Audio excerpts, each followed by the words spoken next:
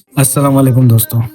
سوچیے ایک ایسی مسجد جو 1400 سال سے زندہ ہے، جہاں پہلی بار اذان اس وقت دی گئی جب ہندوستان میں اسلام نیا نیا آیا تھا. یہ کوئی کہانی نہیں، یہ حقیقت نہیں، اور اس حقیقت کا نام ہے زینت بخش جمعہ مسجد، منگلور.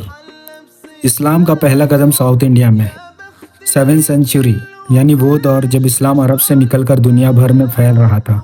اسی دور میں کچھ عرب تاجر یعنی ٹریڈرز سمندری راستوں سے ساؤتھ انڈیا کے کوسٹل شہروں جیسے کہ منگلور اور کیرلا تک پہنچے. انہی لوگوں میں ایک عظیم نام تھا، مالک بن دینار رضی اللہ عنہ. روایت کے مطابق وہ یا تو صحابی تھے یا پھر تابعین میں سے تھے، لیکن دونوں صورتوں میں ان کا تعلق سیدھا رسول اللہ صلی اللہ علیہ وسلم کے دور سے تھا. ان کا مشن صرف تجارت نہیں تھا، بلکہ دین اسلام کا پیغام پھیلانا بھی تھا. اب بات کرتے ہیں اس مسجد کی ڈیزائن کی. آپ ایکسپیکٹ کریں گے کہ مسجد کا سٹائل عرب یا مغل ہوگا، لیکن یہاں ہوتا ہے ایک سرپرائز. یہ مسجد بنی ہے پوری طرح سے ساؤتھ انڈین ٹریڈیشنل سٹائل میں.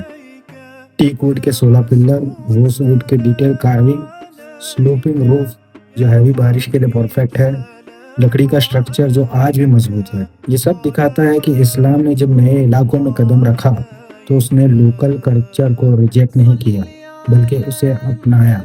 یہ ایک پرفیکٹ ایگزامپل ہے اسلامک یونیورسٹی کا. اس میں ٹیپو سلطان رحمۃ اللہ علیہ کا بھی ایک بڑا رول ہے. صدیاں گزر گئی، مسجد اپنی جگہ پر قائم رہی. پھر آیا دور ٹیپو سلطان کا.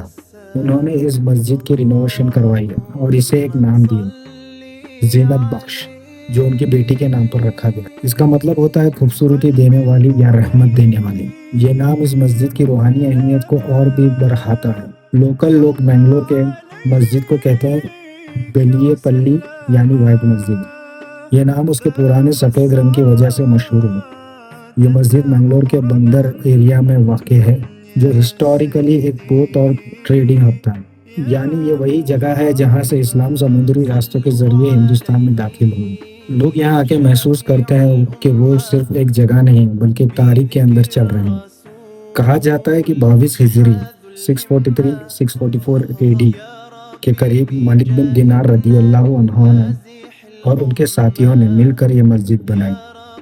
یہ مسجد صرف ایک بلڈنگ نہیں تھی، یہ تھی اسلام کا پہلا مرکز اس علاقے میں. یعنی پہلی اذان دی گئی، پہلی جماعت ہوئی اور لوگوں کو اسلام کی تعلیم دی گئی. اس لیے لوگ اسے کہتے ہیں مسجد آف صحابہ. محمد نبینا